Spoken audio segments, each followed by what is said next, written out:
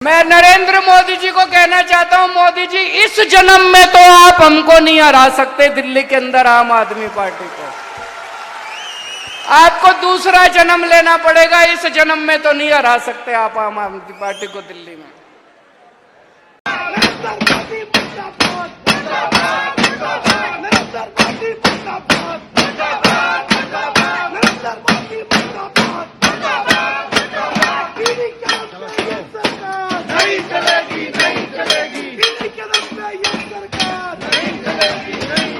नमस्कार, मैं हूं अशोक श्रीवास्तव और आप देख रहे हैं मीडिया दस्तक न्यूज।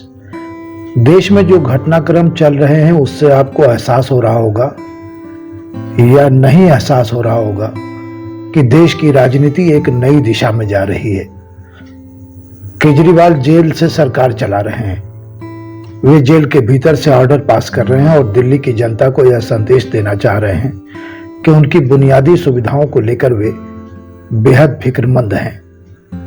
राहुल गांधी की 10,000 किलोमीटर की भारत जोड़ो न्याय यात्रा और केजरीवाल की गिरफ्तारी इस बदलती राजनीति की धुरी बनने जा रही है। पूरे देश में समझा जाने लगा है कि ईडी की गिरफ्तारी का कोई मतलब नहीं है। सीबीआई पहले ही विश्वास खो चुकी है। जीएसटी और इनकम टैक्स की छापेमारी के बारे में तो सभी को पता है। सरकार के इशारे पर ये संस्थाएं विपक्षी नेताओं को टारगेट कर रही हैं। एक और भारत जोड़ो न्याय यात्रा के जरिए राहुल गांधी ने जनता के सामने केंद्र की भाजपा सरकार का कच्चा चिट्ठा खोलकर उसे उद्वेलित कर दिया। जनता, खासतौर से युवा, अपना हक मांगने सड़कों पर उतरे। आपने देखा, पेपर लीक जैसे मामले में सरकार को बैकफुट पर आना पड़ा। वहीं दिल्ली के मुख्यमंत्री अरविंद केजरीवाल की गिरफ्तारी का दांव भी उल्टा पड़ता नजर आ रहा है। राजनीतिक विश्लेषक बता रहे हैं, जनता की भी राय है कि केजरीवाल की गिरफ्तारी से भाजपा को कोई फायदा होने वाला नहीं है। फिलहाल अपने नेता की गिरफ्तारी के विरोध में आम आदमी पार्टी के कार्यकर्ता, मंत्री, सांसद विरोध का कोई भी तरीका छोड़ नहीं रहे हैं। पिछले 10 सालों में अपने नेता की गिरफ्तारी पर शायद ही किसी दल के नेताओं ने इस स्तर का विरोध दर्ज कराया हो। जिस शराब नीति मामले में अरविंद केजरीवाल सहित पार्टी के अन्य नेता गिरफ्तार हुए हैं, उसके मुख्य आरोपी शरद चंद्र रेड्डी से करोड़ों रुपया भाजपा ने चंदा लिया और उसकी कोर्ट में जमानत भी हो गई। यहां आसानी से समझा जा सकता है, जो घूस देकर बाहर आ गया उसी को जांच एजेंसी ने सरकारी गवाह बना दिया। उसी के बयान पर आप नेताओं की गिरफ्तारी हुई और उन्हें जेल भेजा गया। यहां आपको बताना चाहेंगे कि केजरीवाल ने पीएम मोदी को चुनौती दिया था कि इस जन्म में तो वे आम आदमी पार्टी को नहीं हरा सकते, इसके लिए उन्हें दूसरा जन्म लेना पड़ेगा। करीब 2 साल से चल रही जांच में ईडी को गिरफ्तार किए गए नेताओं से 1 रुपया बरामद नहीं हुआ।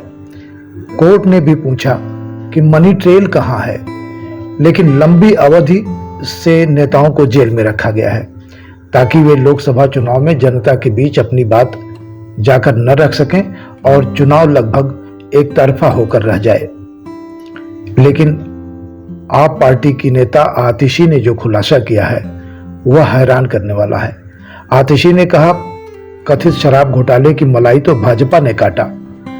इलेक्टोरल बॉन्ड लेकर फर्जी शराब घोटाला बनाकर संजय सिंह, मनीष सिसोदिया, सत्येंद्र जैन को जेल भेज दिया गया। अब 28 मार्च को केजरीवाल खुद शराब घोटाले का सच जनता के सामने लेकर आने वाले हैं। फिलहाल चुनावी गतिविधियां शुरू हो चुकी हैं।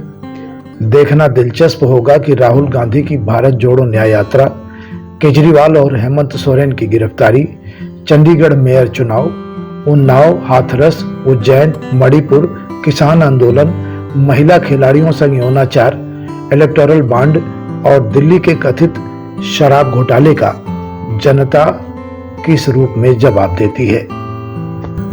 नमस्कार।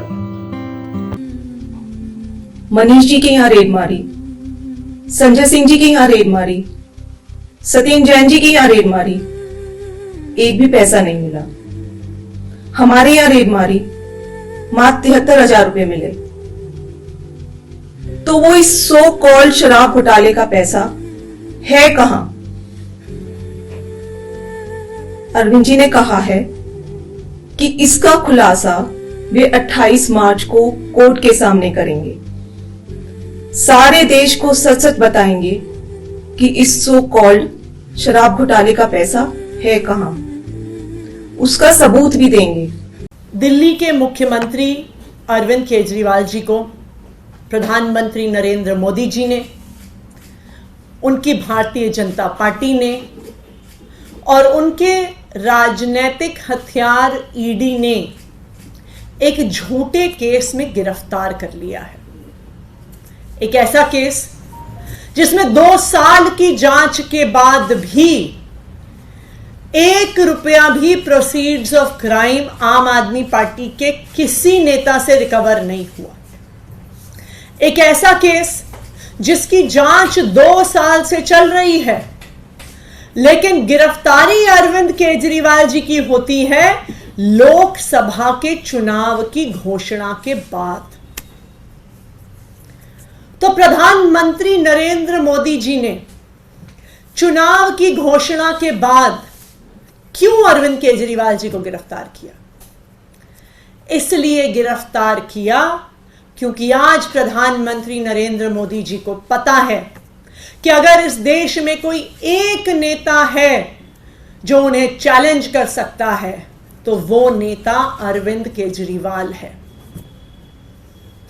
जैसे कंस को पता था कि भगवान श्री कृष्ण ही आखिरकार उसका नाश करने वाले हैं, जैसे रावण को पता था कि भगवान श्री राम ही उसका नाश करने वाले हैं, वैसे ही प्रधानमंत्री नरेंद्र मोदी जी को पता है कि आखिरकार उनको अगर कोई एक आदमी खत्म करेगा, कोई एक नेता हराएगा, तो वो नेता अरविंद केजरीवाल है। और इसी वजह से प्रधानमंत्री नरेंद्र मोदी जी के इसी डर की वजह से वो आज अरविंद केजरीवाल को कुचलना चाहते हैं। वो अरविंद केजरीवाल को खत्म करना चाहते हैं कि अरविंद केजरीवाल उनको चैलेंज ना कर सके, अरविंद केजरीवाल उनको खत्म ना कर सके।